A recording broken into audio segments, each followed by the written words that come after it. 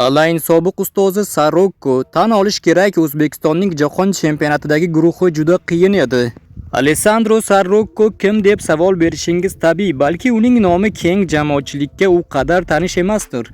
Chunki u faoliyati davomida ko'proq soyada qolgan. Katta futbolning ko'rinmas, ammo eng muhim bo'g'inlaridan biri hisoblangan jismoniy tayyorgarlik yo'nalishida mehnat qilgan. Biroq uning bosib o'tgan yo'liga nazar tashlasangiz, Sarokko futbol olamida katta maktab ko'rgan inson ekanini anglash qiyin emas. 64 yoshli mutaxassisning professional faoliyati 1985-yilda Neapolda boshlangan. Bu esa Italiya futboli uchun o'ziga xos romantik va afsonaviy davr edi. Aynan o'sha yillarda Diego Armando Maradona Napolini butun Yevropadagi muxlislarga tanitayotgan edi. Keyinchalik Sarokko Al Jazeera, Vaduk, Ascoli, Frosinone kabi jamoalarda ham muvaffaqiyatli faoliyat yuritdi. Bugungi kunda O'zbekistonda mehnat qilayotgan italiyalik tajribali mutaxassis bilan suhbatimiz Jahon chempionati milliy terma jamoamizning ishtiroki va mahalliy futboldagi holat xususida bo'ldi, deydi Chempionat Aziya sayti muxbiri. Alessandro, O'zbekiston milliy terma jamoasining jahon chempionatidagi debyut ishtiroki sizda qanday taassurot qoldirdi? Men O'zbekiston ishtirokidagi bitta o'yinni bevosita kuzatdim. Fikrimcha bu turnir mamlakatingiz terma jamoasi uchun katta tajriba maktabi vazifasini bajarib berdi. Futbol assotsiatsiyasi, futbolchilar va murabbiylar barcha yangi ko'nikmalarga ega bo'lishdi. Bu albatta keyingi o'sish uchun xizmat qiladi. Tan olish kerak, O'zbekiston joy olgan guruh umuman oson emasdi. U yerda Portugaliya, Kolumbiya va Kongo DR kabi jiddiy raqiblar bor edi. Ko'rdingiz, Kongo Demokratik Respublikasi hatto Angliya bilan tengma-teng jang qildi. Umuman olganda jamoangiz haqidagi taassurotlarim ijobiy.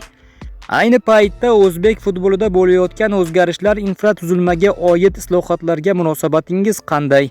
O'zbekistonda infratuzilmaga juda katta e'tibor qaratilayotgani quvonarli. Bunga hukumat darajasida sarmoya kiritilmoqda. Mundialdagi o'yinlardan kelib chiqib aytganda terma jamoamizning eng katta kamchiligi nimada ko'rindi?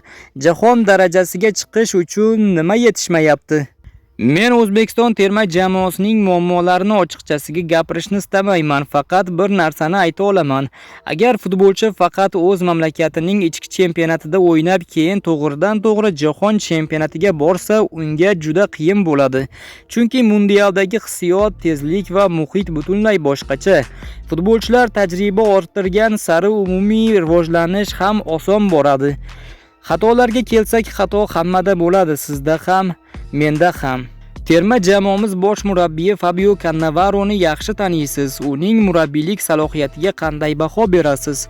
Men Fabioni hali U19 jamoasida boshlaganda, futbolchilar jamoasida o'ynab yurgan paytlardan beri bilaman.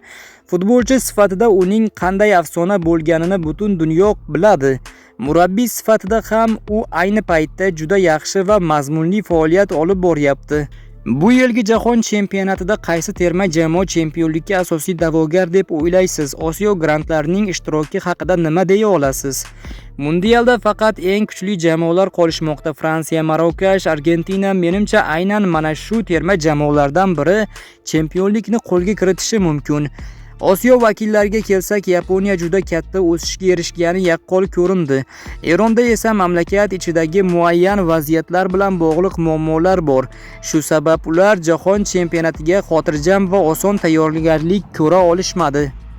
Shunga qaramay ular ham baribir rivojlanishda davom etyapti. Futbolchilarning individual saviyasi ancha yuqori. Hozirda Pro Ligada ishtirok etayotgan Kattaqo'rg'on klubidagi faoliyatingiz qanday ketmoqda? U yerdagi sharoitlar sizni qoniqtiryaptimi? Kattaqo'rg'on ajoyib klub. Sharoitlar borasida aytadigan bo'lsam, bu yerda ishlash uchun hamma narsa yetarli.